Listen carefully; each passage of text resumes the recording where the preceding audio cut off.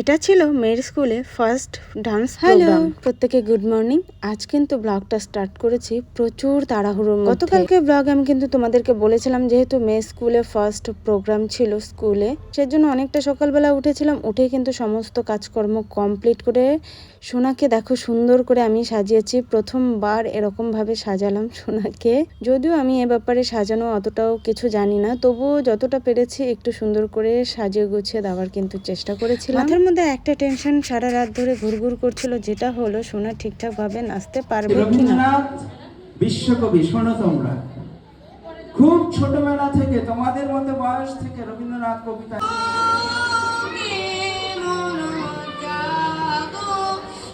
Programme কিন্তু already শুরু হয়ে গেছে। পৌঁছে গেছিলাম আমরা রাইট টাইমে। যাওয়ার সঙ্গে সঙ্গে স্কুলে কিন্তু রবীন্দ্র জয়ন্তী উৎসব কিন্তু শুরু হয়ে গেছিল। তার প্রতিদিন বহুদূর জল, হাঁসগুলি ভেসে ভেসে করে কোলাহল, পাকে চেয়ে থাকে বাপচি উড়ে চলে মৃদম নয়ন শেষে নমস্কার। সত্যি কথা বলতে মনের মধ্যে দারুণ একটা এক্সাইটমেন্ট ছিল, তার সাথে ছিল টেনশন।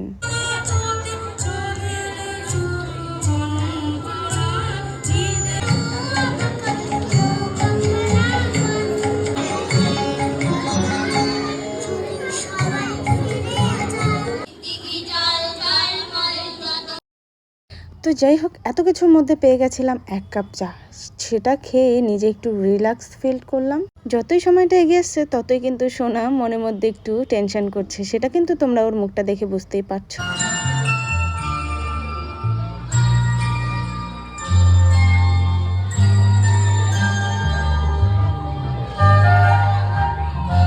যেহেতু ফার্স্ট টাইম সোনা কিন্তু নাচ করলো, সেই জন্যে কিন্তু সোনা একটু লজ্জাটা বেশি পাচ্ছে। ও আমাকে দেখার সঙ্গে সঙ্গেই কিন্তু একটু লজ্জা বেশি পাচ্ছিল। তবে যাই হোক, নাচটা করতে করতে সোনার কিন্তু লজ্জাটা একদম কেটে গেছিলো।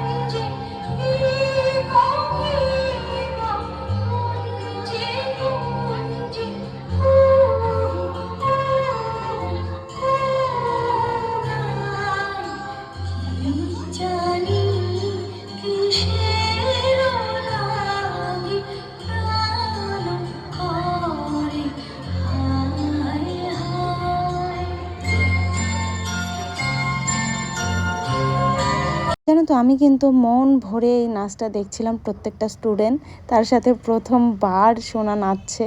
আমি কিন্তু মন ভরে এই নাচটা আমি দেখছিলাম।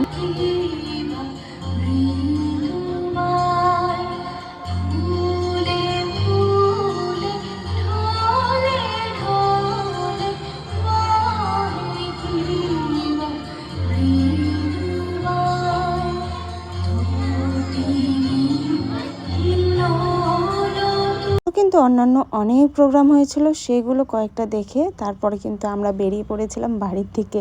তখন কিন্তু ঘড়িতে বাজছিল 1টার মতো। চলো আজ আসি, কেমন লাগলো প্রত্যেকে জানিও। কবিগুরু রবীন্দ্র জয়ন্তী ব্লগ কেমন লাগলো অবশ্যই কিন্তু কমেন্টে জানিও। প্রত্যেকে টাটা।